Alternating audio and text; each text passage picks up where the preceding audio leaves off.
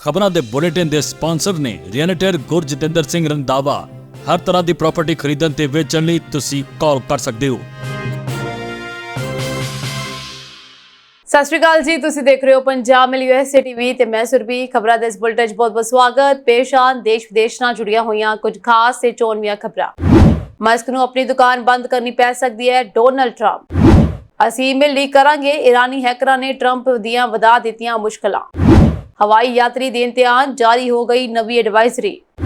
Shiromani committee ਵੱਲੋਂ ਜਥੇਦਾਰ ਸ੍ਰੀ ਅਕਾਲ ਤਖਤ ਸਾਹਿਬ ਦੇ ਸੇਵਾ ਨਿਯਮਾਂ ਸੰਬੰਧੀ ਕਮੇਟੀ ਗਠਿਤ। ਰਜਿਸਟਰੀਆਂ ਕਰਵਾਉਣ ਵਾਲਿਆਂ ਦੇ ਲਈ ਗੁੱਡ ਨਿਊਜ਼, ਲਿਆ ਗਿਆ ਵੱਡਾ ਫੈਸਲਾ। ਪੰਜਾਬ ਦੀ ਸਿੱਖ ਸੰਗਤ ਲਈ ਵੱਡੀ ਖੁਸ਼ਖਬਰੀ, ਲੱਗੀਆਂ ਮੌਜਾਂ, ਸਾਲਾ ਪੁਰਾਣਾ ਇੰਤਜ਼ਾਰ ਹੋਇਆ ਖਤਮ। ਹੁਣ ਇਹਨਾਂ ਖਬਰਾਂ ਦਾ ਵਿਸਤਾਰ। ਇਸ ਦੇ ਨਾਲ ਹੀ ਦੇਸ਼ ਤੇ ਵਿਦੇਸ਼ ਨਾਲ ਜੁੜੀਆਂ ਹੋਈਆਂ तमाम ਖਬਰਾਂ।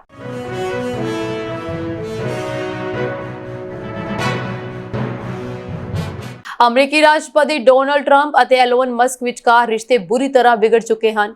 ਟਰੰਪ ਨੇ ਐਲੋਨ ਮਸਕ ਨੂੰ ਸਿੱਧੀ ਧਮਕੀ ਦਿੱਤੀ ਹੈ ਕਿ ਜੇਕਰ ਅਮਰੀਕਾ ਸਰਕਾਰ ਵੱਲੋਂ ਮਿਲ ਰਹੀਆਂ ਸਬਸਿਡੀਆਂ ਖਤਮ ਹੋ ਗਈਆਂ ਤਾਂ ਮਸਕ ਨੂੰ ਆਪਣੇ ਸਾਰੇ ਕਾਰੋਬਾਰ ਬੰਦ ਕਰਕੇ ਦੱਖਣੀ ਅਫਰੀਕਾ ਵਾਪਸ ਜਾਣਾ ਪਵੇਗਾ।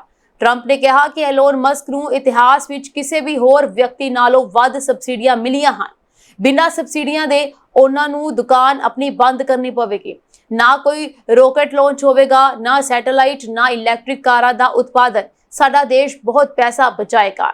ਇਹ ਧਮਕੀ ਟਰੰਪ ਵੱਲੋਂ ਉਸ ਸਮੇਂ ਆਈ ਹੈ ਜਦੋਂ ਮਸਕ ਨੇ ਟਰੰਪ ਦੇ ਬਿਗ ਬਿਊਟੀਫੁਲ ਬਿੱਲ ਦੀ ਆਲੋਚਨਾ ਕੀਤੀ ਸੀ। ਇਸ ਨੂੰ ਪੋਲੀਟੀਕਲ ਸੁਸਾਈਡ ਤੇ ਬੇਹੂਦਾ ਕਰਾਰ ਦਿੱਤਾ ਸੀਗਾ। ਮਸਕ ਨੇ ਖੁੱਲ੍ਹ ਕੇ ਟਰੰਪ ਦੀਆਂ ਨੀਤੀਆਂ ਦੀ ਆਲੋਚਨਾ ਕੀਤੀ, ਖਾਸ ਕਰਕੇ ਈਵੀ ਯਾਨੀ ਕਿ ਇਲੈਕਟ੍ਰਿਕ ਵਾਹਨ ਮੰਡੇਟ ਅਤੇ ਸਰਕਾਰੀ ਖਰਚੇ ਨੂੰ ਲੈ ਕੇ। ਟਰੰਪ ਨੇ ਟਰੁਥ ਸੋਸ਼ਲ ਤੇ ਲਿਖਿਆ ਕਿ ਮਸਕ ਨੂੰ ਮਿਲ ਰਹੀਆਂ ਸਰਕਾਰੀ ਸਹੂਲਤਾਂ ਅਤੇ ਸਬਸਿਡੀਆਂ ਬਿਨਾਂ ਉਹ ਅਮਰੀਕਾ 'ਚ ਆਪਣਾ ਕਾਰੋਬਾਰ ਚਲਾ ਹੀ ਨਹੀਂ ਸਕਦੇ। ਬਹੁਤ ਪੈਸਾ ਬਚਾਇਆ ਜਾਵੇਗਾ। ਟਰੰਪ ਨੇ ਇਹ ਵੀ ਸੁਝਾਅ ਦਿੱਤਾ ਕਿ ਡੋਸ ਯਾਨੀ ਕਿ ਡਿਪਾਰਟਮੈਂਟ ਆਫ ਗਵਰਨਮੈਂਟ ਐਕਸਪੈਂਡੀਚਰ ਨੂੰ ਮਸਕ ਦੀਆਂ ਕੰਪਨੀਆਂ ਦੀ ਜਾਂਚ ਕਰਨੀ ਚਾਹੀਦੀ ਹੈ। ਇਹ ਸਾਰਾ ਵਿਵਾਦ ਈਵੀ ਨੀਤੀ, ਸਰਕਾਰੀ ਸਬਸਿਡੀਆਂ ਅਤੇ ਟਰੰਪ ਦੇ ਵੱਡੇ ਖਰਚੇ ਵਾਲੇ ਬਿੱਲ ਤੇ ਹੋਈ ਤਿੱਖੀ ਆਲੋਚਨਾ ਤੋਂ ਬਾਅਦ ਵਧੀਆਂ। ਪਹਿਲਾਂ ਦੋਵੇਂ ਵਿਚਕਾਰ ਰਾਜਨੀਤਿਕ ਦੋਸਤੀ ਸੀ, ਪਰ ਹੁਣ ਇਹ ਖੁੱਲੀ ਟਕਰਾਅ ਵਿੱਚ ਬਦਲ ਚੁੱਕੀ ਹੈ। ਅਮਰੀਕੀ ਰਾਸ਼ਟਰਪਤੀ ਡੋਨਾਲਡ ਟਰੰਪ ਦੇ ਪ੍ਰਮੁੱਖ ਕਾਨੂੰਨ ਤੇ ਤਿੱਖਾ ਹਮਲਾ ਕਰਦਿਆਂ ਅਰਬਪਤੀ ਐਲੋਨ ਮਸਕ ਨੇ ਇੱਕ ਨਵੀਂ ਰਾਜਨੀਤਿਕ ਪਾਰਟੀ ਬਣਾਉਣ ਦਾ ਐਲਾਨ ਕੀਤਾ ਹੈ। ਮਸਕ ਨੇ ਦੱਸਿਆ ਕਿ ਪਾਗਲਪਨ ਭਰੇ ਬਿੱਲ ਵਿੱਚ 5 ਲੱਖ ਕਰੋੜ ਡਾਲਰ ਦੀ ਕਰਜ਼ ਸੀਮਾ 'ਚ ਵਾਧੇ ਨਾਲ ਆਮ ਅਮਰੀਕੀਆਂ ਲਈ ਨੁਕਸਾਨ ਹੋਵੇਗਾ। ਐਲੋਨ ਮਸਕ ਨੇ ਸੋਸ਼ਲ ਮੀਡੀਆ ਪਲੇਟਫਾਰਮ X ਤੇ ਲਿਖਿਆ ਕਿ ਇਸ ਬਿੱਲ ਦੇ ਪਾਗਲਪਨ ਭਰੇ ਖਰਚੇ ਤੋਂ ਇਹ ਸਪਸ਼ਟ ਹੈ ਕਿ ਜੋ ਕਰਜ਼ ਸੀਮਾ ਨੂੰ ਰਿਕਾਰਡ 5 ਟ੍ਰਿਲੀਅਨ ਡਾਲਰ ਯਾਨੀ ਕਿ 5 ਲੱਖ ਕਰੋੜ ਡਾਲਰ ਤੱਕ ਵਧਾਉਂਦਾ ਹੈ ਕਿ ਅਸੀਂ ਇੱਕ ਪਾਰਟੀ ਵਾਲੇ ਦੇਸ਼ 'ਚ ਰਹਿੰਦੇ ਹਾਂ। ਪੋਕੀ ਬਿਗ ਪਾਰਟੀ ਯਾਨੀ ਕਿ ਇੱਕ ਨਵੀਂ ਰਾਜਨੀਤਿਕ ਪਾਰਟੀ ਬਣਾਉਣ ਦਾ ਸਮਾਂ ਆ ਗਿਆ ਹੈ, ਉਹਨਾਂ ਨੇ ਕਿਹਾ, ਜੋ ਅਸਲ 'ਚ ਲੋਕਾਂ ਦੀ ਪਰਵਾਹ ਕਰਦੀ ਹੈ। ਅਮਰੀਕੀ ਰਾਸ਼ਟਰਪਤੀ ਦੇ ਪ੍ਰਮੁੱਖ ਖਰਚ bill one big beautiful bill ਦੀ ਆਲੋਚਨਾ ਅਜਿਹੇ ਸਮੇਂ ਹੋਈ ਹੈ ਜਦੋਂ ਇੱਕ ਹਫ਼ਤੇ ਦੀ ਗੱਲਬਾਤ ਅਤੇ ਦੇਰੀ ਤੋਂ ਬਾਅਦ ਸੈਨੇਟ 'ਚ ਘਰੇਲੂ ਨੀਤੀ ਬਿੱਲ ਦਾ ਮੈਰਾਥਨ ਵੋਟਿੰਗ ਸੈਸ਼ਨ ਚੱਲ ਰਿਹਾ ਹੈ। ਸੈਨੇਟ ਦੇ ਨੇਤਾ ਜਾਨ ਥੂਨ ਨੇ ਦੱਸਿਆ ਕਿ ਉਮੀਦ ਹੈ ਕਿ ਜਲਦ ਪਤਾ ਲੱਗ ਜਾਵੇਗਾ ਕਿ ਕੀ ਰਿਪਬਲਿਕਨ ਕੋਲ ਬਿੱਲ ਨੂੰ ਪਾਸ ਕਰਨ ਲਈ ਲੋੜੀਂਦੇ ਵੋਟ ਹਨ ਜਾਂ ਨਹੀਂ। ਉਹਨਾਂ ਨੇ ਕਿਹਾ ਇਸ 'ਚ ਥੋੜਾ ਸਮਾਂ ਲੱਗ ਸਕਦਾ ਹੈ। ਅਮਰੀਕੀ ਰਾਸ਼ਟਰਪਤੀ ਡੋਨਾਲਡ ਟਰੰਪ ਨੂੰ ਇੱਕ ਵਾਰ ਫਿਰ ਈਰਾਨ ਤੋਂ ਧਮਕੀ ਮਿਲੀ ਹੈ। ਹਾਲਾਂਕਿ ਇਸ ਵਾਰ ਧਮਕੀ ਇਰਾਨੀ ਹੈਕਰਾਂ ਤੋਂ ਆਈ ਹੈ। ਹੈਕਰਾਂ ਨੇ ਡੋਨਾਲਡ ਟਰੰਪ ਦੇ ਕਈ ਪੁਰਾਣੇ ਈਮੇਲ ਲੀਕ ਕਰਨ ਦੀ ਧਮਕੀ ਦਿੱਤੀ ਹੈ। 2024 ਵਿੱਚ ਅਮਰੀਕੀ ਰਾਸ਼ਟਰਪਤੀ ਚੋਣਾਂ ਤੋਂ ਪਹਿਲਾਂ ਇਨ੍ਹਾਂ ਹੈਕਰਾਂ ਨੇ ਟਰੰਪ ਦੇ ਕਈ ਨਜ਼ਦੀਕੀ ਸਹਿਯੋਗੀਆਂ ਦੇ ਈਮੇਲ ਹੈਕ ਕਰ ਲਏ ਸਨ ਅਤੇ ਇਸ ਦਾ ਕੁਝ ਹਿੱਸਾ ਮੀਡੀਆ ਨੂੰ ਲੀਕ ਕਰ ਦਿੱਤਾ ਗਿਆ ਸੀ। ਇਸ ਦੇ ਨਾਲ ਹੀ ਹੁਣ ਹੈਕਰਾਂ ਨੇ ਬਾਕੀ ਈਮੇਲਸ ਨੂੰ ਵੀ ਲੀਕ ਕਰਨ ਦੀ ਚੇਤਾਵਨੀ ਦਿੱਤੀ ਹੈ। ਐਤਵਾਰ ਅਤੇ ਸੋਮਵਾਰ ਨੂੰ ਰਾਈਟਰਸ ਨਾਲ ਇੱਕ ਆਨਲਾਈਨ ਗੱਲਬਾਤ ਦੌਰਾਨ ਇਰਾਨੀ ਹੈਕਰਾਂ ਨੇ ਕਿਹਾ ਕਿ ਉਹਨਾਂ ਦੇ ਕੋਲ ਲਗਭਗ 100 ਗੀਗਾਬਾਈਟ ਈਮੇਲ ਹਨ। ਇਹ ਸਾਰੇ ਈਮੇਲ ਵਾਈਟ ਹਾਊਸ ਦੇ chief of staff suji wills, Trump ਦੀ ਵਕੀਲ ਲਿੰਡਸੇ ਹੈਲੀਗਨ, ਟਰੰਪ ਦੇ ਸਲਾਹਕਾਰ ਰੋਜਰ ਸਟੋਰ ਅਤੇ ਇਸ ਤੋਂ ਇਲਾਵਾ ਟਰੰਪ ਦੀ ਵਿਰੋਧੀ ਸਟੋਰਮਨੀ ਡੈਨੀਅਲਸ ਦੇ ਖਾਤਿਆਂ ਨਾਲ ਜੁੜੇ ਹੋਏ ਹਨ। ਹੈਕਰਾਂ ਨੇ ਇਨ੍ਹਾਂ ਸਾਰੇ ਈਮੇਲਸ ਨੂੰ ਵੇਚਣ ਦੀ ਸੰਭਾਵਨਾ ਪ੍ਰਗਟ ਕੀਤੀ ਹੈ। ਹਾਲਾਂਕਿ ਉਹਨਾਂ ਦੀ ਪੂਰੀ ਯੋਜਨਾ ਕੀ ਹੈ, ਇਸ ਬਾਰੇ ਜਾਣਕਾਰੀ ਅਜੇ ਸਾਹਮਣੇ ਨਹੀਂ ਆਈ ਹੈ। ਇਸ ਦੇ ਨਾਲ ਹੀ ਹੈਕਰਾਂ ਨਾਲ ਈਮੇਲਸ ਵਿੱਚ ਕੀ ਹੈ, ਇਸ ਦੇ ਵੇਰਵੇ ਵੀ ਹੁਣ ਗੁਪਤ ਰੱਖੇ ਗਏ ਹਨ। ਸੋ ਇਸ ਬਾਰੇ ਅਮਰੀਕੀ ਸਾਈਬਰ ਸੁਰੱਖਿਆ ਏਜੰਸੀ CIA ਵੱਲੋਂ ਕੋਈ ਜਵਾਬ ਨਹੀਂ ਆਇਆ ਹੈ। ਹਾਲਾਂਕਿ ਵਾਈਟ ਹਾਊਸ ਅਤੇ FBI ਨੇ ਇਸ ਮਾਮਲੇ ਤੇ ਚੁੱਪੀ ਤੋੜੀ ਹੈ। FBI ਡਾਇਰੈਕਟਰ ਕਸ਼ ਪਟੇਲ ਦੇ ਅਨੁਸਾਰ ਰਾਸ਼ਟਰੀ ਸੁਰੱਖਿਆ ਦੀ ਉਲੰਘਣਾ ਕਰਨ ਦੀ ਕੋਸ਼ਿਸ਼ ਕਰਨ ਵਾਲੇ ਕਿਸੇ ਵੀ ਵਿਅਕਤੀ ਵਿਰੁੱਧ ਸਖਤ ਕਾਰਵਾਈ ਕੀਤੀ ਜਾਵੇਗੀ। ਤੁਹਾਨੂੰ ਦੱਸ ਦਈਏ ਕਿ 2024 ਦੇ ਵਿੱਚ ਅਮਰੀਕੀ ਰਾਸ਼ਟਰਪਤੀ ਚੋਣ ਮੁਹਿੰਮ ਦੌਰਾਨ ਵੀ ਈਰਾਨੀ ਹੈਕਰਾਂ ਨੇ ਵਿਲਸ ਸਮੇਤ ਟਰੰਪ ਦੇ ਕਈ ਨਜ਼ਦੀਕੀ ਸਾਥੀਆਂ ਦੇ ਈਮੇਲ ਹੈਕ ਕੀਤੇ ਸਨ ਅਤੇ ਇਸ ਨਾਲ ਸੰਬੰਧਿਤ ਜਾਣਕਾਰੀ ਸਾਂਝੀ ਕੀਤੀ ਸੀ। ਇਸ ਦੇ ਨਾਲ ਹੀ ਈਰਾਨ ਨੇ ਹੈਕਰਾਂ ਦੀ ਜ਼ਿੰਮੇਵਾਰੀ ਲੈਣ ਤੋਂ ਸਾਫ਼ ਇਨਕਾਰ ਕਰ ਦਿੱਤਾ। ਈਰਾਨੀ ਸਰਕਾਰ ਨੇ ਸੰਯੁਕਤ ਰਾਸ਼ਟਰ ਵਿੱਚ ਸਪਸ਼ਟ ਕਰ ਦਿੱਤਾ ਹੈ ਕਿ ਇਸ ਮਾਮਲੇ ਵਿੱਚ ਉਹਨਾਂ ਦਾ ਕੋਈ ਹੱਥ ਨਹੀਂ ਹੈ। ਬੀਤੇ ਕੁਝ ਦਿਨਾਂ ਤੋਂ ਭਾਰਤ 'ਚ ਮੌਨਸੂਨ ਦਸਤਕ ਦੇ ਰਿਹਾ ਹੈ ਤੇ ਹੁਣ ਤੱਕ ਪੂਰੇ ਦੇਸ਼ 'ਚ ਮੌਨਸੂਨ ਪਹੁੰਚ ਚੁੱਕਿਆ ਹੈ, ਜਿਸ ਕਾਰਨ ਕਈ ਸੂਬਿਆਂ 'ਚ ਭਾਰੀ ਬਾਰਿਸ਼ ਹੋ ਰਹੀ ਹੈ ਤੇ ਕਈ ਇਲਾਕਿਆਂ 'ਚ ਹੜ੍ਹ ਵਾਲੀ ਸਥਿਤੀ ਬਣੀ ਹੋਈ ਹੈ। ਇਸੇ ਦੌਰਾਨ ਇੰਡੀਗੋ 에ਅਰਲਾਈਨ ਨੇ ਆਪਣੇ ਐਕਸ ਅਕਾਊਂਟ ਤੇ ਪੋਸਟ ਸਾਂਝੀ ਕਰਕੇ ਯਾਤਰੀਆਂ ਲਈ ਇੱਕ ਐਡਵਾਈਜ਼ਰੀ ਜਾਰੀ ਕੀਤੀ ਹੈ। ਇਸ ਐਡਵਾਈਜ਼ਰੀ 'ਚ ਲਿਖਿਆ ਗਿਆ ਹੈ ਕਿ ਭਾਰੀ ਬਾਰਿਸ਼ ਤੇ ਘੱਟ ਵਿਜ਼ਿਬਿਲਟੀ ਕਾਰਨ ਫਲਾਈਟਾਂ ਪ੍ਰਭਾਵਿਤ ਹੋ ਰਹੀਆਂ ਹਨ ਤੇ ਇਸੇ ਦੌਰਾਨ ਧਰਮਸ਼ਾਲਾ ਤੋਂ ਉੱਡਣ ਵਾਲੀਆਂ ਫਲਾਈਟਾਂ ਦੇਰੀ ਨਾਲ ਉੱਡਣਗੀਆਂ। ਇੰਡੀਗੋ ਨੇ ਯਾਤਰੀਆਂ ਨੂੰ ਸਲਾਹ ਦਿੱਤੀ ਹੈ ਕਿ ਉਹ ਆਪਣੀ ਫਲਾਈਟ ਦੀ ਪੂਰੀ ਜਾਣਕਾਰੀ ਤੇ ਅਪਡੇਟ ਇੰਡੀਗੋ ਦੀ ਵੈਬਸਾਈਟ ਤੇ ਚੈੱਕ ਜ਼ਰੂਰ ਕਰਨ। ਜੇਕਰ ਕੋਈ ਫਲਾਈਟ ਪ੍ਰਭਾਵਿਤ ਹੋਈ ਹੈ ਤਾਂ ਉਸ ਦੇ ਰਿਫੰਡ ਦਾ ਵੀ ਇੰਤਜ਼ਾਮ ਕੀਤਾ ਗਿਆ ਹੈ। ਜ਼ਿਕਰਯੋਗ ਹੈ ਕਿ ਮੌਨਸੂਨ ਕਾਰਨ ਉੱਤਰੀ ਭਾਰਤ 'ਚ ਬਾਰਿਸ਼ ਨੇ ਕਾਫੀ ਕਹਿਰ ਵਰਾਇਆ ਹੋਇਆ ਹੈ। ਕਈ ਇਲਾਕਿਆਂ 'ਚ ਸੜਕਾਂ ਤੇ ਦਰੱਖਤ ਤੇ ਖੰਭੇ ਟੁੱਟ ਕੇ ਡਿੱਗ ਚੁੱਕੇ ਹਨ, ਜਿਸ ਕਾਰਨ ਸੜਕੀ ਆਵਾਜਾਈ ਵੀ ਕਾਫੀ ਪ੍ਰਭਾਵਿਤ ਹੋਈ ਹੈ। ਇਸ ਤੋਂ ਇਲਾਵਾ ਕਈ ਇਲਾਕਿਆਂ 'ਚ ਬਿਜਲੀ ਸਪਲਾਈ ਵੀ ਠੱਪ ਹੈ। ਇਸ ਤੋਂ ਇਲਾਵਾ ਹੜ੍ਹ ਦਾ ਸੰਕਟ ਵੀ ਬਣਿਆ ਹੋਇਆ ਹੈ। ਸ਼੍ਰੋਮਣੀ ਗੁਰਦੁਆਰਾ ਪ੍ਰਬੰਧਕ ਕਮੇਟੀ ਦੇ ਪ੍ਰਧਾਨ ਐਡਵੋਕੇਟ ਹਰਜਿੰਦਰ ਸਿੰਘ ਧਾਮੀ ਨੇ ਜਥੇਦਾਰ ਸ੍ਰੀ ਅਕਾਲ ਤਖਤ ਸਾਹਿਬ ਦੇ ਸੇਵਾ ਨਿਯਮਾਂ ਦੇ ਸਬੰਧ ਵਿੱਚ 34 ਮੈਂਬਰੀ ਕਮੇਟੀ ਦਾ ਗਠਨ ਕੀਤਾ ਹੈ। ਦਫ਼ਤਰ ਤੋਂ ਜਾਰੀ ਇੱਕ ਪ੍ਰੈਸ ਬਿਆਨ ਰਾਹੀਂ ਐਡਵੋਕੇਟ ਹਰਜਿੰਦਰ ਸਿੰਘ ਧਾਮੀ ਨੇ ਦੱਸਿਆ ਕਿ ਇਸ ਕਮੇਟੀ ਵਿੱਚ ਸਿੰਘ ਸਾਹਿਬਾਨ, ਸੱਚਖੰਡ ਸ੍ਰੀ ਹਰਿਮੰਦਰ ਸਾਹਿਬ, ਸ੍ਰੀ ਅੰਮ੍ਰਿਤਸਰ ਤੋਂ ਇੱਕ ਨੁਮਾਇੰਦਾ, ਪ੍ਰਧਾਨ ਸ਼੍ਰੋਮਣੀ ਗੁਰਦੁਆਰਾ ਪ੍ਰਬੰਧਕ ਕਮੇਟੀ, ਸ਼੍ਰੋਮਣੀ ਅਕਾਲੀ ਦਲ ਦਾ ਇੱਕ ਨੁਮਾਇੰਦਾ, ਬਾਬਾ ਹਰਨਾਮ ਸਿੰਘ ਖਾਲਸਾ ਮੁਖੀ ਦਮਦਮੀ ਟਕਸਾਲ ਤੇ ਪ੍ਰਧਾਨ ਸੰਤ ਸਮਾਜ, ਬਾਬਾ ਨਿਹਾਲ ਸਿੰਘ ਹਰੀਆ ਵੇਲਾ ਮੁਖੀ ਤਰਨਾ ਦਲ ਹਰੀਆ ਵੇਲਾ, ਬਾਬਾ ਬਲਬੀਰ ਸਿੰਘ 96 ਕਰੋੜੀ ਮੁਖੀ ਸ਼੍ਰੋਮਣੀ ਪੰਥ ਅਕਾਲੀ ਬੁੱਢਾ ਦਲ, ਬਾਬਾ ਅਵਤਾਰ ਸਿੰਘ ਸੁਰ ਸਿੰਘ ਮੁਖੀ ਦਲ ਪੰਥ, ਬਾਬਾ ਬਿਧੀ ਚੰਦ ਜੀ। ਇਸ ਤੋਂ ਇਲਾਵਾ ਪਦਮ ਸ਼੍ਰੀ ਬਾਬਾ ਸੇਵਾ ਸਿੰਘ ਕਾਰ ਸੇਵਾ ਖਡੂਰ ਸਾਹਿਬ, ਬਾਬਾ ਕਸ਼ਮੀਰ ਸਿੰਘ ਮੁਖੀ। ਇਸ ਤੋਂ ਇਲਾਵਾ ਬਾਬਾ ਤੇਜਾ ਸਿੰਘ ਬੁੱਢਾ ਕੁਰਾਲਾ ਅਤੇ ਮਹੰਤ ਰਵਿੰਦਰ ਦਾਸ ਉਦਾਸ ਸਿੰਘ ਸੰਪਰਦਾ, ਮਹੰਤ ਪ੍ਰਿਤਪਾਲ ਸਿੰਘ ਮਿੱਠਾ ਟਿਵਾਣਾ ਸੇਵਾਪੰਥੀ, ਬਾਬਾ ਸੇਵਾ ਸਿੰਘ ਰਾਮਪੁਰ ਖੇੜਾ, ਪ੍ਰਧਾਨ ਚੀਫ ਖਾਲਸਾ ਦੀਵਾਨ ਸ੍ਰੀ ਅੰਮ੍ਰਿਤਸਰ, ਕੇਂਦਰੀ ਸ੍ਰੀ ਗੁਰੂ ਸਿੰਘ ਸਭਾ ਚੰਡੀਗੜ੍ਹ ਦਾ ਇੱਕ ਨੁਮਾਇੰਦਾ, ਪ੍ਰਸਿੱਧ ਕਥਾਵਾਚਕ ਭਾਈ ਸਾਹਿਬ ਗਿਆਨੀ ਪਿੰਦਰਪਾਲ ਸਿੰਘ, ਗੁਰਬਾਣੀ ਵਿਆਕਰਨ ਦੇ ਮਾਹਰ ਗਿਆਨੀ ਸਾਹਿਬ ਸਿੰਘ, ਸ਼ਹਿਬਾਜ਼ ਮਾਰਕੰਡਾ, ਭਾਈ ਮਹਿੰਦਰ ਸਿੰਘ, ਗੁਰੂ ਨਾਨਕ ਨਿਸ਼ਕਾਮ ਸੇਵਕ ਜਥਾ UK, महंत मनजीत सिंह जम्मू कश्मीर, बीबी Inderjit Kaur Mukhi, Bhagat Puran Singh Pingalwara society, doctor Karamjit Singh vice chancellor Guru Nanak Dev university Amritsar, doctor Pritpal Singh vice chancellor Shri Guru Granth Sahib world university, Shri Fatehgarh Sahib Sikh विद्वान doctor Balkar Singh Patiala, doctor Paramvir Singh Punjabi university Patiala, doctor Amarjit Singh Guru Nanak Dev university Amritsar, doctor Inderjit Singh Gogwani principal Khalsa college senior secondary school Amritsar, Sikh विद्वान डॉक्टर केहर सिंह, सिख विद्वान डॉक्टर हरभजन सिंह। इस तो इलावा होर भी बहुत सारे नुमाइंदे नूं शामिल किया गया, जिस में सिख विद्वान doctor Gurcharanjit Singh Lamba America, doctor Jatinderpal Singh Opal Australia, Sardar Rajvir Singh Canada, Sardar Inderpal Singh Chadha Guru Gobind Singh stadium circle ਅਤੇ श्रोमणी कमेटी के मुख ਸਕੱਤਰ सरदार कुलवंत सिंह मन्नन ਨੂੰ शामिल किया गया। ਐਡਵੋਕੇਟ ਧਾਮੀ ਨੇ ਆਖਿਆ ਕਿ ਸ਼੍ਰੋਮਣੀ ਕਮੇਟੀ ਵੱਲੋਂ ਇਸ ਮਾਮਲੇ ਤੇ ਮੰਗੇ ਸੁਝਾਵਾਂ ਤਹਿਤ ਬਹੁਤ ਸਾਰੀਆਂ ਸੰਪਰਦਾਵਾਂ, ਜਥੇਬੰਦੀਆਂ ਅਤੇ ਵਿਦਵਾਨਾਂ ਨੇ ਪਹਿਲਾਂ ਹੀ ਆਪਣੇ ਸੁਝਾਅ ਲਿਖਤੀ ਰੂਪ ਵਿੱਚ ਭੇਜੇ ਹਨ। ਇਹਨਾਂ ਵਿੱਚ ਤਖਤ ਸੱਚਖੰਡ ਸ੍ਰੀ ਹਜ਼ੂਰ ਅਬੀਚਲ ਨਗਰ ਨਾਂਦੇੜ, ਦਲ ਖਾਲਸਾ ਅਖੰਡ ਕੀਰਤਨੀ ਜਥਾ, ਪੰਥਕ ਤਾਲਮੇਲ ਸੰਗਠਨ, ਸਿੱਖ ਕੌਂਸਲ UK, ਸੁਖਮਨੀ ਸਾਹਿਬ ਸੇਵਾ ਸੁਸਾਇਟੀ, ਸ਼੍ਰੋਮਣੀ ਖਾਲਸਾ ਪੰਚਾਇਤ, ਸਿੱਖ ਸਿੰਘ ਸਭਾਵਾਂ ਸਮੇਤ ਹੋਰ ਜਥੇਬੰਦੀਆਂ ਅਤੇ ਵੱਡੀ ਗਿਣਤੀ ਵਿੱਚ ਸਿੱਖ ਵਿਦਵਾਨ ਸ਼ਾਮਲ ਹਨ। ਸ਼੍ਰੋਮਣੀ ਕਮੇਟੀ ਤਰਫੋਂ ਹੁਣ ਇਸ ਸਬੰਧ ਵਿੱਚ 34 ਮੈਂਬਰੀ ਕਮੇਟੀ ਬਣਾ ਦਿੱਤੀ ਗਈ ਹੈ, ਜੋ ਆਪਣੀ ਰਾਏ ਰਿਪੋਰਟ ਦੇਵੇਗੀ। ਪੰਜਾਬ ਸਰਕਾਰ ਵੱਲੋਂ ਈਜ਼ੀ ਰਜਿਸਟਰੀ ਪ੍ਰਣਾਲੀ ਯਾਨੀ ਕਿ ਜ਼ਮੀਨ ਜਾਇਦਾਦ ਦੀ ਰਜਿਸਟਰੀ ਸੌਖੇ ਢੰਗ ਨਾਲ ਕਰਨਾ, ਉਸ ਦੀ ਸ਼ੁਰੂਆਤ ਕੀਤੀ ਜਾ ਰਹੀ ਹੈ, ਜਿਸ ਦੀ ਪ੍ਰਕਿਰਿਆ 48 ਘੰਟਿਆਂ ਅੰਦਰ ਮੁਕੰਮਲ ਹੋਵੇਗੀ। ਇਹ ਜਾਣਕਾਰੀ ਡਿਪਟੀ ਕਮਿਸ਼ਨਰ ਨੇ ਵਸੀਕਾ ਨਵੀਜ਼ ਅਤੇ ਵਕੀਲ ਸਹਿਬਾਨ ਨਾਲ ਕੀਤੀ ਗਈ ਮੀਟਿੰਗ ਦੌਰਾਨ ਵਿਚਾਰ ਵਟਾਂਦਰਾ ਕਰਦਿਆਂ ਸਾਂਝੇ ਕੀਤੇ। ਡਿਪਟੀ ਕਮਿਸ਼ਨਰ ਨੇ ਮੀਟਿੰਗ ਦੌਰਾਨ ਕਿਹਾ ਕਿ ਹੁਣ ਆਮ ਲੋਕਾਂ ਨੂੰ ਦਫ਼ਤਰ ਵਿੱਚ ਖੱਜਲ ਖੁਆਰ ਨਹੀਂ ਹੋਣਾ ਪਵੇਗਾ ਅਤੇ ਨਾ ਹੀ ਏਜੰਟਾਂ ਜਾਂ ਵਿਚੋਲਿਆਂ ਦੇ ਨਾਲ ਵਾਹ ਪਵੇਗਾ, ਕਿਉਂਕਿ ਹੁਣ ਸ਼ੁਰੂ ਤੋਂ ਲੈ ਕੇ ਅੰਤ ਤੱਕ ਹਰ ਜਾਣਕਾਰੀ ਮੋਬਾਈਲ ਤੇ ਮਿਲਿਆ ਕਰੇਗੀ ਅਤੇ ਪ੍ਰਣਾਲੀ ਤੇਜ਼ ਅਤੇ ਪਾਰਦਰਸ਼ੀ ਹੋਵੇਗੀ। ਡਿਪਟੀ ਕਮਿਸ਼ਨਰ ਨੇ ਅੱਗੇ ਦੱਸਿਆ ਕਿ ਇਸ ਪ੍ਰੋਜੈਕਟ ਦੀ ਸ਼ੁਰੂਆਤ ਤੋਂ ਬਾਅਦ ਲੋਕਾਂ ਨੂੰ ਜ਼ਮੀਨ ਜਾਇਦਾਦ ਦੀ ਰਜਿਸਟਰੀ ਲਈ ਹੁਣ ਸਥਾਨਕ ਸਬ ਰਜਿਸਟਰਾਰ ਦਫ਼ਤਰ ਵਿੱਚ ਜਾਣ ਦੀ ਲੋੜ ਨਹੀਂ, ਸਗੋਂ ਜਿੱਥੇ ਚਾਹੁਣ ਜ਼ਿਲ੍ਹੇ ਦੇ ਕਿਸੇ ਵੀ ਸਬ ਰਜਿਸਟਰਾਰ ਦਫ਼ਤਰ ਵਿੱਚ ਜਾ ਸਕਦੇ ਹਨ।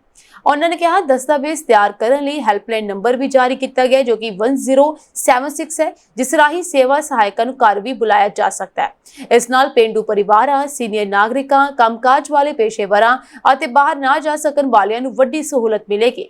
ਡਿਪਟੀ ਕਮਿਸ਼ਨਰ ਨੇ ਕਿਹਾ ਕਿ ਨਵੀਂ ਪ੍ਰਣਾਲੀ ਤਹਿਤ ਲੋਕਾਂ ਨੂੰ ਰਜਿਸਟਰੀ ਲਈ ਦਸਤਾਵੇਜ਼ ਜਮ੍ਹਾਂ ਕਰਵਾਉਣ, ਪ੍ਰਵਾਨਗੀ, ਅਦਾਇਗੀ ਅਤੇ ਦਫ਼ਤਰ ਆਉਣ ਦਾ ਸਮਾਂ ਲੈਣ ਜਿਹੀ ਸਾਰੀ ਜਾਣਕਾਰੀ WhatsApp ਰਾਹੀਂ ਮਿਲੇਗੀ ਤਾਂ ਕਿ ਉਹ ਪਲ-ਪਲ ਦੀ ਸੂਚਨਾ ਬਾਰੇ ਜਾਣੂ ਹੋ ਸਕਣ।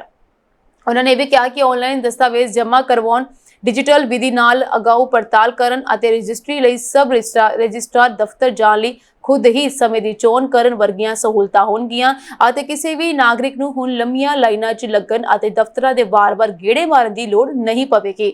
ਉਹਨਾਂ ਨੇ ਇਹ ਵੀ ਦੱਸਿਆ ਕਿ ਸੇਲ ਡੀਡ ਦਾ ਖਰੜਾ ਖੁਦ ਤਿਆਰ ਕਰਨ ਦੀ ਵਿਵਸਥਾ ਕੀਤੀ ਗਈ ਹੈ। ਇਸ ਤੋਂ ਇਲਾਵਾ ਸੇਵਾ ਸਹਾਇਕਾਂ ਰਾਹੀਂ ਘਰ ਬੈਠਿਆਂ ਰਜਿਸਟਰੀ ਦੇ ਦਸਤਾਵੇਜ਼ ਤਿਆਰ ਕਰਨ ਲਈ ਸੇਵਾਵਾਂ ਹਾਸਲ ਹੋਣਗੀਆਂ, ਜਿਸ ਨਾਲ ਲੋਕਾਂ ਨੂੰ ਸੇਲ ਡੀਡ ਤਿਆਰ ਕਰਨ ਲਈ ਪ੍ਰਾਈਵੇਟ ਲੋਕਾਂ ਅਤੇ ਵਿਚੋਲਿਆਂ ਰਾਹੀਂ ਵਸੂਲੀਆਂ ਜਾਂਦੀਆਂ ਮੋਟੀਆਂ ਫੀਸਾਂ ਨਹੀਂ ਦੇਣੀਆਂ ਪੈਣਗੀਆਂ। ਉਹਨਾਂ ਨੇ ਕਿਹਾ ਕਿ ਲੋਕਾਂ ਨੂੰ ਰਜਿਸਟਰੀ ਦੀ ਫੀਸ ਦੇ ਭੁਗਤਾਨ ਲਈ ਬੈਂਕਾਂ ਵੱਲ ਨਹੀਂ ਭੱਜਣਾ ਪਵੇਗਾ। ਇਸ ਤੋਂ ਇਲਾਵਾ ਆਨਲਾਈਨ ਭੁਗਤਾਨ ਲਈ ਵਿਸ਼ੇਸ਼ ਗੇਟਵੇ ਨਾਗਰਿਕਾਂ ਨੂੰ ਡਿਜੀਟਲ ਲੈਣ-ਦੇਣ 'ਚ ਸਾਰੀਆਂ ਫੀਸਾਂ ਜਿਵੇਂ ਸਟੈਂਪ ਡਿਊਟੀ, ਰਜਿਸਟ੍ਰੇਸ਼ਨ ਫੀਸ ਦਾ ਭੁਗਤਾਨ ਕਰਨ ਦੀ ਆਗਿਆ ਦਿੰਦਾ ਹੈ, ਜਿਸ ਨਾਲ ਬੈਂਕਾਂ 'ਚ ਆ ਕੇ ਡਿਮਾਂਡ ਡਰਾਫਟ ਤਿਆਰ ਕਰਨ ਦੀ ਲੋੜ ਨਹੀਂ ਰਹੀ ਅਤੇ ਨਕਦੀ ਕੋਲ ਹੋਣ ਕਰਕੇ ਸੁਰੱਖਿਆ ਦੀ ਚਿੰਤਾ ਵੀ ਨਹੀਂ ਰਹੇਗੀ। ਡਿਪਟੀ ਕਮਿਸ਼ਨਰ ਨੇ ਕਿਹਾ ਕਿ ਰਜਿਸਟਰੀ ਨੂੰ ਲੈ ਕੇ ਜੇਕਰ ਕਿਸੇ ਨੂੰ ਸ਼ਿਕਾਇਤ ਹੈ ਤਾਂ WhatsApp ਰਾਹੀਂ ਸ਼ਿਕਾਇਤ ਦਰਜ ਕਰਵਾਈ ਜਾ ਸਕਦੀ ਹੈ। ਇਸ ਤੋਂ ਇਲਾਵਾ ਉਹਨਾਂ ਨੇ ਕਿਹਾ ਜੇਕਰ ਕਿਸੇ ਨਾਗਰਿਕ ਕੋਲ ਰਿਸ਼ਵਤ ਮੰਗੀ ਜਾਂਦੀ ਹੈ ਤਾਂ WhatsApp ਲਿੰਕ ਰਾਹੀਂ ਤੁਰੰਤ ਸ਼ਿਕਾਇਤ ਦਰਜ ਕਰਵਾ ਸਕਦਾ ਹੈ ਅਤੇ ਰਿਸ਼ਵਤ ਮੰਗਣ ਵਾਲੇ ਅਧਿਕਾਰੀ ਖਿਲਾਫ ਕੀਤੀ ਗਈ ਕਾਰਵਾਈ ਬਾਰੇ ਤਾਜ਼ਾ ਜਾਣਕਾਰੀ ਵੀ ਮਿਲੇਗੀ। ਇਸ ਮੌਕੇ ਵਧੀਕ deputy commissioner general madam Poonam Singh ਤੋਂ ਇਲਾਵਾ ਜ਼ਿਲ੍ਹੇ ਨਾਲ ਸੰਬੰਧਿਤ ਵਸੀਕਾ ਨਵੀਜ਼ ਆਦਿ ਹਾਜ਼ਰ ਹਨ। ਪੰਜਾਬ ਦੇ ਆਦਮਪੁਰ ਤੋਂ ਮੁੰਬਈ ਲਈ ਇੰਡੀਗੋ ਦੀ ਸਿੱਧੀ ਉਡਾਨ 2 ਜੁਲਾਈ ਤੋਂ ਸ਼ੁਰੂ ਹੋਣ ਜਾ ਰਹੀ ਹੈ। ਇਸ ਉਡਾਨ ਦਾ ਸੰਸਦ ਮੈਂਬਰ ਸਤਨਾਮ ਸਿੰਘ ਸੰਧੂ ਨੇ ਸਵਾਗਤ ਕੀਤਾ ਹੈ। ਸਤਨਾਮ ਸਿੰਘ ਸੰਧੂ ਨੇ ਕਿਹਾ ਕਿ ਇਹ ਖਬਰ ਖਾਸ ਤੌਰ ਤੇ ਸਿੱਖ ਸੰਗਤ ਲਈ ਬਹੁਤ ਮਹੱਤਵਪੂਰਨ ਹੈ, ਕਿਉਂਕਿ ਇਹ ਤਖਤ ਸੱਚਖੰਡ ਸ੍ਰੀ ਹਜੂਰ ਸਾਹਿਬ ਦੀ ਸੰਗਤ ਦੀ ਲੰਬੇ ਸਮੇਂ ਤੋਂ ਉਡੀਕੀ ਜਾ ਰਹੀ ਮੰਗ ਨੂੰ ਪੂਰਾ ਕਰੇਗੀ। ਇਸ ਮੌਕੇ ਖੁਸ਼ੀ ਜ਼ਾਹਰ ਕਰਦਿਆਂ ਉਹਨਾਂ ਨੇ ਕਿਹਾ ਕਿ ਸਿਰਫ ਇੱਕ ਨਵੀਂ ਉਡਾਨ ਨਹੀਂ ਹੈ, ਸਗੋਂ ਇਸਨੇ ਸਿੱਖ ਸੰਗਤ ਦੇ ਸਾਲਾਂ ਪੁਰਾਣੇ ਇੰਤਜ਼ਾਰ ਨੂੰ ਖਤਮ ਕੀਤਾ ਹੈ। ਇਹ ਉਹ ਮੰਗ ਸੀ ਜੋ ਉਹਨਾਂ ਵੱਲੋਂ ਲਗਾਤਾਰ ਸੰਸਦ ਅਤੇ ਸਰਕਾਰ ਦੇ ਸਾਹਮਣੇ ਚੁੱਕੀ ਜਾ ਰਹੀ ਸੀ। ਉਹਨਾਂ ਨੇ ਕਿਹਾ ਪਹਿਲਾਂ ਪੰਜਾਬ ਤੋਂ ਹਜ਼ੂਰ ਸਾਹਿਬ ਪਹੁੰਚਣਾ ਖਾਸ ਕਰਕੇ ਬਜ਼ੁਰਗ ਸ਼ਰਧਾਲੂਆਂ ਲਈ ਕਾਫੀ ਮੁਸ਼ਕਲ ਸੀ, ਕਿਉਂਕਿ ਇੱਥੋਂ ਇਸ ਲਈ ਕੋਈ ਸਿੱਧੀ ਉਡਾਨ ਨਹੀਂ ਸੀ। ਇਸ ਨੂੰ ਵੇਖਦਿਆਂ ਪੰਜਾਬ ਮੁੰਬਈ ਨਾਂਦੇੜ ਹਵਾਈ ਸੰਪਰਕ ਦੀ ਮੰਗ ਲਗਾਤਾਰ ਕੀਤੀ ਜਾ ਚੁੱਕੀ ਹੈ ਅਤੇ ਉਹਨਾਂ ਵੱਲੋਂ ਵੀ ਰਾਜ ਸਭਾ 'ਚ ਇਹ ਮੁੱਦਾ ਪ੍ਰਮੁੱਖਤਾ ਨਾਲ ਰੱਖਿਆ ਗਿਆ। ਉਹਨਾਂ ਨੇ ਪ੍ਰਧਾਨ ਮੰਤਰੀ ਨਰਿੰਦਰ ਮੋਦੀ ਦੇ ਯਤਨਾਂ ਦੀ ਸ਼ਲਾਘਾ ਕਰਦਿਆਂ ਕਿਹਾ ਕਿ ਉਹਨਾਂ ਨੇ ਸਾਡੀ ਗੁਰੂ ਘਰਾਂ ਤੱਕ ਪਹੁੰਚ ਨੂੰ ਵਧਾਉਣ ਲਈ ਸ਼ਲਾਘਾਯੋਗ ਕੰਮ ਕੀਤਾ ਹੈ। ਉਡਾਨ ਵਰਗੀਆਂ ਯੋਜਨਾਵਾਂ ਰਾਹੀਂ ਉਹਨਾਂ ਨੇ ਇਹ ਸਾਬਤ ਕੀਤਾ ਹੈ ਕਿ ਕੇਂਦਰ ਸਰਕਾਰ ਸਿੱਖ ਸ਼ਰਧਾਲੂਆਂ ਦੀ ਭਾਵਨਾਵਾਂ ਦਾ ਪੂਰਾ ਮਾਣ ਰੱਖਦੀ ਹੈ। ਇਸ ਤੋਂ ਪਹਿਲਾਂ ਆਦਮਪੁਰ ਤੋਂ ਨੰਦੇੜ ਸਾਹਿਬ ਦੀਆਂ ਉਡਾਨਾਂ ਸ਼ੁਰੂ ਵੀ ਕੀਤੀਆਂ ਗਈਆਂ ਸਨ ਅਤੇ ਹੁਣ ਆਦਮਪੁਰ ਤੋਂ ਮੁੰਬਈ ਦੀ ਸਿੱਧੀ ਉਡਾਨ ਸਿੱਖ ਸ਼ਰਧਾਲੂਆਂ ਲਈ ਇੱਕ ਹੋਰ ਵੱਡੀ ਖੁਸ਼ਖਬਰੀ ਹੈ। ਸੰਧੂ ਨੇ ਕਿਹਾ ਕਿ ਇਸ ਉਡਾਨ ਦਾ ਮਕਸਦ ਦੇਸ਼ ਦੇ ਛੋਟੇ ਸ਼ਹਿਰਾਂ ਨੂੰ ਹਵਾਈ ਸੰਪਰਕ ਨਾਲ ਜੋੜਨਾ ਵੀ ਹੈ। ਇਸ ਤੋਂ ਇਲਾਵਾ ਇਹ ਪੰਜਾਬ ਦੇ ਲੋਕਾਂ ਲਈ ਬਹੁਤ ਚੰਗਾ ਕਦਮ ਹੈ, ਕਿਉਂਕਿ ਇਸ ਨਾਲ ਪੰਜਾਬ ਦੇ ਹਵਾਈ ਸੰਪਰਕ 'ਚ ਵੱਡਾ ਸੁਧਾਰ ਹੋਵੇਗਾ। ਇਸ ਤੋਂ ਇਲਾਵਾ ਉਹਨਾਂ ਨੇ ਕਿਹਾ ਉਡਾਨ ਪ੍ਰੋਜੈਕਟ ਤਹਿਤ ਪੰਜਾਬ 'ਚ 4 ਹਵਾਈ ਅੱਡੇ ਆਦਮਪੁਰ, ਬਠਿੰਡਾ, ਲੁਧਿਆਣਾ ਅਤੇ ਪਠਾਨਕੋਟ ਵੀ ਕਾਰਜਸ਼ੀਲ ਹੋ ਚੁੱਕੇ ਹਨ। ਸੰਧੂ ਨੇ ਕਿਹਾ ਕਿ ਇਸ ਨਵੀਂ ਉਡਾਨ ਨਾਲ ਪੰਜਾਬ ਦੇ ਕਾਰੋਬਾਰੀਆਂ ਅਤੇ ਆਮ ਯਾਤਰੀਆਂ ਨੂੰ ਵੀ ਬਹੁਤ ਫਾਇਦਾ ਹੋਵੇਗਾ, ਕਿਉਂਕਿ ਮੁੰਬਈ ਦੇਸ਼ ਦੀ ਆਰਥਿਕ ਰਾਜਧਾਨੀ ਹੈ ਅਤੇ ਵਪਾਰਕ ਗਤੀਵਿਧੀਆਂ ਦਾ ਪ੍ਰਮੁੱਖ ਕੇਂਦਰ ਹੈ। ਆਦਮਪੁਰ ਤੋਂ ਮੁੰਬਈ ਵਿਚਕਾਰ ਇਹ ਸਿੱਧਾ ਸੰਪਰਕ ਪੰਜਾਬ ਦੇ ਖੇਤੀਬਾੜੀ ਅਤੇ ਉਦਯੋਗਿਕ ਖੇਤਰਾਂ ਨੂੰ ਮੁੰਬਈ ਦੇ ਪ੍ਰਮੁੱਖ ਬੰਦਰਗਾਹਾਂ ਨਾਲ ਜੋੜਨ 'ਚ ਮਦਦ ਕਰੇਗਾ। ਇਸ ਨਾਲ ਦੋਹਾਂ ਖੇਤਰਾਂ 'ਚ ਵਪਾਰਕ ਗਤੀਵਿਧੀਆਂ ਅਤੇ ਸੈਰ ਸਪਾਟੇ ਨੂੰ ਵੀ ਫਾਇਦਾ ਮਿਲੇਗਾ। ਅਮਰੀਕਾ ਨੇ ਭਾਰਤ ਨੂੰ ਇੰਡੋ ਪੈਸੀਫਿਕ ਖੇਤਰ ਵਿੱਚ ਆਪਣਾ ਬਹੁਤ ਹੀ ਰਣਨੀਤਿਕ ਸਹਿਯੋਗੀ ਕਰਾਰ ਦਿੰਦਿਆਂ ਪੁਸ਼ਟੀ ਕੀਤੀ ਹੈ ਕਿ ਦੋਵਾਂ ਦੇਸ਼ਾਂ ਵਿਚਕਾਰ ਵਪਾਰ ਸਮਝੌਤਾ ਜਲਦੀ ਹੋ ਸਕਦਾ ਹੈ। ਵਾਈਟ ਹਾਊਸ ਦੀ ਪ੍ਰੈਸ ਸਕੱਤਰ ਕੈਰੋਲਿਨ ਲੈਵਿਟ ਨੇ ਪ੍ਰੈਸ ਬਰੀਫਿੰਗ ਦੌਰਾਨ ਦੱਸਿਆ ਕਿ ਰਾਸ਼ਟਰਪਤੀ ਡੋਨਾਲਡ ਟਰੰਪ ਅਤੇ ਪ੍ਰਧਾਨ ਮੰਤਰੀ ਨਰਿੰਦਰ ਮੋਦੀ ਵਿਚਕਾਰ ਨਿੱਜੀ ਸਬੰਧ ਬਹੁਤ ਮਜ਼ਬੂਤ ਹਨ ਅਤੇ ਦੋਸਤੀ ਭਵਿੱਖ ਵਿੱਚ ਵੀ ਜਾਰੀ ਰਹੇਗੀ। ਉਹਨਾਂ ਨੇ ਕਿਹਾ, ਰਾਸ਼ਟਰਪਤੀ ਨੇ ਪਿਛਲੇ ਹਫ਼ਤੇ ਵੀ ਕਿਹਾ ਸੀ ਕਿ ਅਮਰੀਕਾ ਭਾਰਤ ਵਪਾਰ ਸਮਝੌਤਾ ਲਗਭਗ ਤਿਆਰ ਹੈ। ਉਹਨਾਂ ਨੇ ਕਿਹਾ ਕਿ ਉਹ ਹੁਣੇ ਹੀ ਵਣਜ ਸਕੱਤਰ ਨਾਲ ਉਹਨਾਂ ਨੇ ਗੱਲਬਾਤ ਕੀਤੀ ਹੈ। ਉਹ ਰਾਸ਼ਟਰਪਤੀ ਨਾਲ ਓਵਲ ਦਫ਼ਤਰ ਵਿੱਚ ਸਨ। ਉਹ ਇਨ੍ਹਾਂ ਸਮਝੌਤਿਆਂ ਨੂੰ ਅੰਤਿਮ ਰੂਪ ਦੇ ਰਹੇ ਹਨ ਅਤੇ ਤੁਸੀਂ ਜਲਦੀ ਹੀ ਰਾਸ਼ਟਰਪਤੀ ਅਤੇ ਉਹਨਾਂ ਦੀ ਵਪਾਰ ਟੀਮ ਵੱਲੋਂ ਭਾਰਤ ਬਾਰੇ ਐਲਾਨ ਸੁਣੋਗੇ। ਭਾਰਤ ਅਤੇ ਅਮਰੀਕਾ ਵਿਚਕਾਰ ਵਪਾਰਕ ਸਮਝੌਤਾ ਅੰਤਿਮ ਪੜਾਅ ਤੇ ਹੈ ਅਤੇ ਜੁਲਾਈ 9 ਤੋਂ ਪਹਿਲਾਂ ਐਲਾਨ ਹੋ ਸਕਦਾ ਹੈ। ਦੋਵਾਂ ਪਾਸਿਆਂ ਨੇ ਮੁੱਖ ਤੌਰ ਤੇ ਸਭ ਤਰ੍ਹਾਂ ਦੇ ਨਿਯਮਾਂ ਤੇ ਸਹਿਮਤੀ ਹਾਸਲ ਕਰ ਲਈ ਹੈ, ਪਰ ਕੁਝ ਮੁੱਖ ਮੁੱਦੇ ਅਜੇ ਵੀ ਬਾਕੀ ਹਨ। ਅਮਰੀਕਾ ਵੱਲੋਂ ਖੇਤੀਬਾੜੀ, ਡੇਅਰੀ, ਇਲੈਕਟ੍ਰੋਨਿਕ ਵਾਹਨਾਂ ਅਤੇ GM ਯਾਨੀ ਜੈਵਿਕ ਤੌਰ ਤੇ ਸੰਸ਼ੋਧਿਤ ਫਸਲਾਂ ਦੀ ਮਾਰਕੀਟ ਐਕਸੈਸ ਦੀ ਮੰਗ ਕੀਤੀ ਜਾ ਰਹੀ ਹੈ।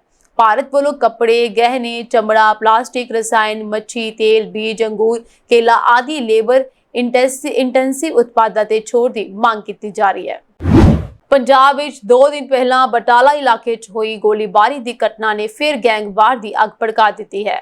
ਦਰਅਸਲ ਬਟਾਲਾ ਇਲਾਕੇ ਵਿੱਚ ਹੋਈ ਗੋਲੀਬਾਰੀ ਦੀ ਘਟਨਾ ਵਿੱਚ ਗੈਂਗਸਟਰ ਜੱਗੂ ਭਗਵਾਨਪੁਰੀਆ ਦੀ ਮਾਂ ਹਰਜੀਤ ਕੌਰ ਅਤੇ ਉਸਦੇ ਬਹੁਤ ਨਜ਼ਦੀਕੀ ਸਾਥੀ ਕਰਨਵੀਰ ਸਿੰਘ ਦੀ ਸ਼ਰੇਆਮ ਗੋਲੀਆਂ ਮਾਰ ਕੇ ਹੱਤਿਆ ਕਰ ਦਿੱਤੀ ਗਈ ਸੀ। ਬੰਬੀਹਾ ਗੈਂਗ ਨੇ ਪਹਿਲਾਂ ਇਸ ਪੂਰੀ ਘਟਨਾ ਦੀ ਜ਼ਿੰਮੇਵਾਰੀ ਲੈਂਦਿਆਂ ਪੋਸਟ ਕਰਕੇ ਇਸ ਨੂੰ ਗੋਰੇ ਬਰਿਆਲ ਦੇ ਕਤਲ ਦਾ ਬਦਲਾ ਦੱਸਿਆ ਸੀ ਅਤੇ ਕਿਹਾ ਸੀ ਕਿ ਜੇਕਰ ਭਵਿੱਖ ਵਿੱਚ ਸਾਡੇ ਕਿਸੇ ਭਰਾ ਦੀ ਬੇਇਨਸਾਫੀ ਨਾਲ ਮੌਤ ਹੋ ਜਾਂਦੀ ਹੈ ਤਾਂ ਉਸ ਨੂੰ ਭੁਗਤਾਨ ਕਰਨ ਲਈ ਤਿਆਰ ਰਹਿਣਾ ਚਾਹੀਦਾ ਹੈ।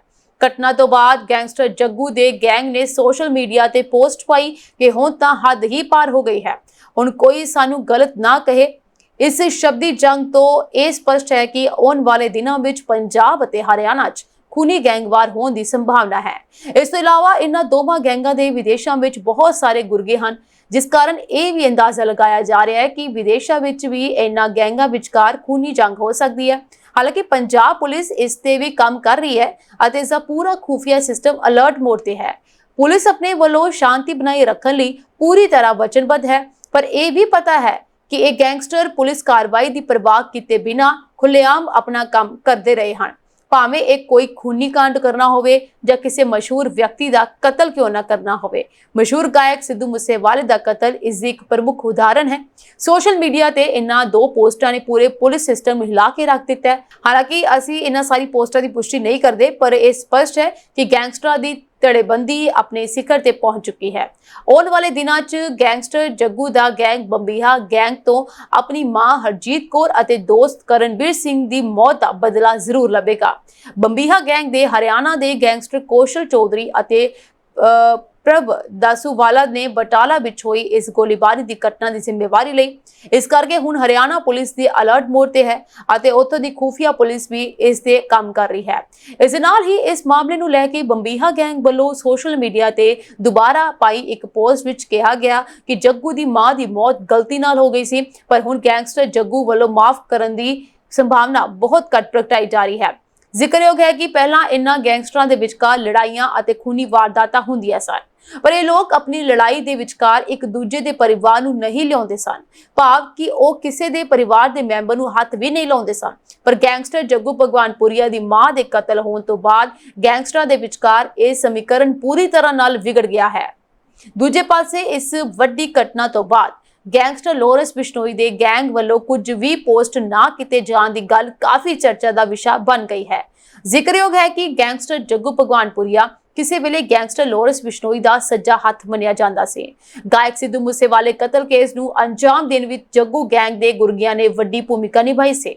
ਇਸ ਤੋਂ ਬਾਅਦ ਗੋਇੰਦਵਾਲ ਜੇਲ੍ਹ ਵਿੱਚ ਵਾਪਰੀ ਘਟਨਾ ਤੋਂ ਬਾਅਦ ਉਹਨਾਂ ਵਿਚਕਾਰ ਸਾਰੇ ਸਮੀਕਰਨ ਵਿਗੜ ਗਏ ਅਤੇ ਕਿਹਾ ਜਾਂਦਾ ਹੈ ਕਿ ਇੱਥੋਂ ਹੀ ਉਹਨਾਂ ਦੇ ਵਿਚਕਾਰ ਦੁਸ਼ਮਣੀ ਪੈਦਾ ਹੋ ਗਈ। ਇੰਨੀ ਵੱਡੀ ਘਟਨਾ ਤੋਂ ਬਾਅਦ यानी कि जो हुण घटना हुई है, इस घटना तो बाद गैंगस्टर लोरेंस बिश्नोई गैंग वालों हुण तक बनाई गई चुप्पी कई तरह के सवाल खड़े कर रही है। पर इस बार एक गैंग के मैंबरां ने किसी के परिवार नूं तंग ना करन दी हद पार कर दी, जिसनूं किसी लई भी बर्दाश्त करना असंभव मन्निया जा रहा है। पटियाला विच पुलिस और गैंगस्टर विचाले एनकाउंटर होने की खबर सामने आई है। दस्सिया जा रहा है कि पुलिस ने एनकाउंटर विच गैंगस्टर गुरप्रीत सिंह उर्फ बब्बू नूं गिरफ्तार कर लिया है। ਪੁਲਿਸ ਨੇ ਉਸ ਦੇ ਕਬਜ਼ੇ 'ਚੋਂ 6 ਪਿਸਤੌਲ, 36 ਜ਼ਿੰਦਾ ਕਾਰਤੂਸ ਅਤੇ ਇੱਕ ਚੋਰੀ ਕੀਤਾ ਸਕੂਟਰ ਬਰਾਮਦ ਕੀਤਾ ਹੈ। ਐਸਐਸਪੀ ਨੇ ਕਿਹਾ ਹੈ ਕਿ ਬੱਬੂ ਇੱਕ ਸਰਗਰਮ ਗਿਰੋਹ ਦਾ ਹਿੱਸਾ ਹੈ ਅਤੇ ਲੰਬੇ ਸਮੇਂ ਤੋਂ ਅਪਰਾਧ ਵਿੱਚ ਸ਼ਾਮਲ ਸੀ। ਪੁਲਿਸ ਹੁਣ ਉਸ ਤੋਂ ਪੁੱਛਗਿੱਛ ਕਰ ਰਹੀ ਹੈ ਅਤੇ ਉਸ ਦੇ ਨੈਟਵਰਕ ਅਤੇ ਹੋਰ ਸਾਥੀਆਂ ਨੂੰ ਲੈ ਕੇ ਜਾਣਕਾਰੀ ਇਕੱਠੀ ਕਰ ਰਹੀ ਹੈ। ਐਸਐਸਪੀ ਵਰੁਣ ਸ਼ਰਮਾ ਦੇ ਅਨੁਸਾਰ ਬੱਬੂ ਵਿਰੁੱਧ ਡਕੈਤੀ, ਚੋਰੀ ਅਤੇ ਗੈਰ ਕਾਨੂੰਨੀ ਹਥਿਆਰਾਂ ਦੇ ਨਾਲ ਸੰਬੰਧਿਤ 5 ਐਫਆਈਆਰ ਪਹਿਲਾਂ ਹੀ ਦਰਜ ਹਨ। ਹਾਲ ਹੀ ਦੇ ਵਿੱਚ ਉਸਨੇ ਇੱਕ ਬੈਂਕ ਤੋਂ ਇੱਕ ਸੁਰੱਖਿਆ ਗਾਰਡ ਦਾ ਹਥਿਆਰ ਖੋਹ ਕੇ ਡਕੈਤੀ ਵੀ ਕੀਤੀ ਸੀ। ਗੈਂਗਸਟਰ ਨੇ ਗੈਰ ਕਾਨੂੰਨੀ ਪਿਸਤੌਲ ਨਾਲ ਪੁਲਿਸ ਪਾਰਟੀ ਤੇ 3 ਗੋਲੀਆਂ ਚਲਾਈਆਂ ਅਤੇ ਇੱਕ ਗੋਲੀ CIA ਟੀਮ ਵੱਲੋਂ ਵਰਤੀ ਜਾ ਰਹੀ ਹੈ।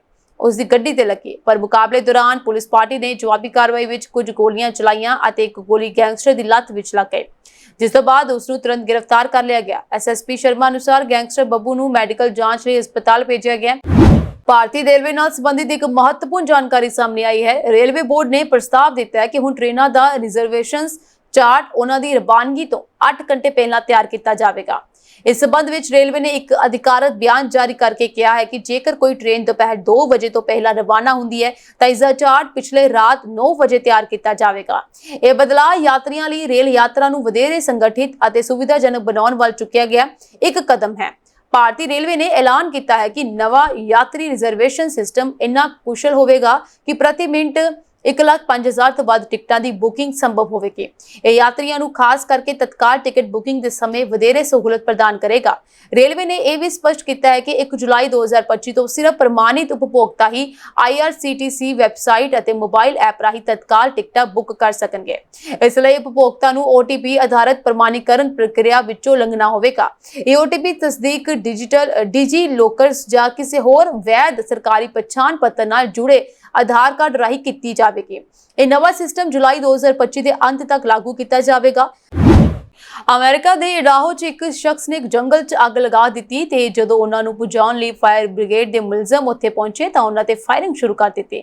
ਇਸ ਹਮਲੇ 'ਚ 2 ਮੁਲਾਜ਼ਮ ਮਾਰੇ ਗਏ ਹਨ, ਜਦਕਿ ਤੀਜਾ ਜ਼ਖਮੀ ਹੋ ਗਿਆ। ਬੰਦੂਕਧਾਰੀ ਕਈ ਘੰਟਿਆਂ ਤੱਕ ਗੋਲੀਬਾਰੀ ਕਰਦਾ ਰਿਹਾ। ਗਵਰਨਰ ਨੇ ਇਸ ਘਟਨਾ ਨੂੰ ਗੰਭੀਰ ਅਪਰਾਧ ਕਰਾਰ ਦਿੰਦੇ ਹੋਏ ਇਹ ਕਿਹਾ ਕਿ ਉਸ ਸ਼ਖਸ ਕੋਲ ਇੱਕ ਰਾਈਫਲ ਸੀ ਜਿਸ ਨਾਲ ਉਹ ਗੋਲੀਬਾਰੀ ਕਰ ਰਿਹਾ ਸੀ। ਕੁਟੇਨਾਈ ਕਾਉਂਟੀ ਦੇ ਸ਼ਹਿਰੀ ਬੌਬ ਨੋਰਿਸ ਨੇ ਕਿਹਾ ਕਿ ਐਤਵਾਰ ਰਾਤ ਨੂੰ ਜੰਗਲ ਦੇ ਇੱਕ ਇਲਾਕੇ 'ਚ ਸ਼ੱਕੀ ਦੀ ਲਾਸ਼ ਬਰਾਮਦ ਹੋਈ। ਉਸ ਦੇ ਕੋਲ ਇੱਕ ਬੰਦੂਕ ਪਈ ਸੀ। ਅਧਿਕਾਰੀਆਂ ਨੇ ਉਸ ਸ਼ਖਸ ਦਾ ਨਾਂ ਨਹੀਂ ਦੱਸਿਆ, ਨਾ ਹੀ ਉਹਨਾਂ ਨੇ ਕਿਹਾ ਕਿ ਕਿਸ ਤਰ੍ਹਾਂ ਦੀ ਬੰਦੂਕ ਮਿਲੀ ਸੀ। ਨੋਰਿਸ ਨੇ ਕਿਹਾ ਕਿ ਸਾਡਾ ਮੰਨਣਾ ਹੈ ਕਿ ਸ਼ੱਕੀ ਨੇ ਅੱਗ ਲਗਾਈ ਸੀ ਤੇ ਉਹ ਘਾਤ ਲਗਾ ਕੇ ਬੈਠਾ ਸੀ ਤੇ ਜਾਣਬੁੱਝ ਕੇ ਉਸਨੇ ਗੋਲੀ ਚਲਾਈ। ਇਨ੍ਹਾਂ ਮੁਲਾਜ਼ਮਾਂ ਕੋਲ ਬਚਣ ਦਾ ਕੋਈ ਮੌਕਾ ਨਹੀਂ ਸੀ। ਸ਼ਹਿਰੀ ਦੇ ਅਧਿਕਾਰੀਆਂ ਨੇ ਕਿਹਾ ਕਿ ਮੁਲਾਜ਼ਮਾਂ ਨੇ ਸਥਾਨਕ ਸਮੇਂ ਦੁਪਹਿਰ 1:30 ਵਜੇ ਦੇ ਕਰੀਬ ਕੋਇਰ ਡੀ ਐਲਨ ਦੇ ਠੀਕ ਉੱਤਰ 'ਚ ਕੈਨਫੀਲਡ ਮਾਊਂਟੇਨ ਤੇ ਅੱਗ ਲੱਗਣ ਦੀ ਸੂਚਨਾ ਦਿੱਤੀ ਤੇ ਲਗਭਗ ਅੱਧੇ ਘੰਟੇ ਬਾਅਦ ਗੋਲੀਬਾਰੀ ਦੀ ਸੂਚਨਾ ਮਿਲੀ। ਜਾਂਚਕਰਤਾਵਾਂ ਦਾ ਮੰਨਣਾ ਹੈ ਕਿ ਬੰਦੂਕਧਾਰੀ ਨੇ ਇਕੱਲੇ ਹੀ ਇਸ ਹਮਲੇ ਨੂੰ ਅੰਜਾਮ ਦਿੱਤਾ ਸੀ। ਨੋਰਿਸ ਨੇ ਕਿਹਾ ਕਿ ਸਾਡਾ ਮੰਨਣਾ ਹੈ ਕਿ ਉਸ ਸਮੇਂ ਸਿਰਫ ਉਹੀ ਇਕੱਲਾ ਸ਼ੂਟਰ ਮੌਜੂਦ ਸੀ। ਹਸਪਤਾਲ ਦੇ ਬੁਲਾਰੇ ਕਿਮ ਐਂਡਰਸਨ ਨੇ ਕਿਹਾ ਕਿ 3 ਪੀੜਤਾਂ ਨੂੰ ਕੁਟੇਨਾਈ ਹੈਲਥ ਲਿਆਂਦਾ ਗਿਆ। 2 ਦੀ ਮੌਤ ਹੋ ਗਈ ਸੀ ਤੇ ਤੀਜੇ ਦਾ ਇਲਾਜ ਚੱਲ ਰਿਹਾ ਹੈ। ਇਹ ਸਾਂਝੀ ਦੇਸ਼ ਵਿਦੇਸ਼ ਨਾਲ ਜੁੜੀਆਂ ਹੋਈਆਂ ਕੁਝ ਖਾਸ ਤੇ ਚੋਣਵੀਆਂ ਖਬਰਾਂ ਹੋਰ ਅਪਡੇਟਸ ਨਾਲ ਜੁੜੇ ਰਹਿਣ ਦੇ ਲਈ ਤੁਸੀਂ ਬਣੇ ਰਹੋ ਪੰਜਾਬ ਮਿਲ ਯੂਐਸਟੀ ਟੀਵੀ ਦੇ ਨਾਲ। ਤੁਹਾਡੇ ਸਭ ਦਾ ਬਹੁਤ ਬਹੁਤ ਧੰਨਵਾਦ।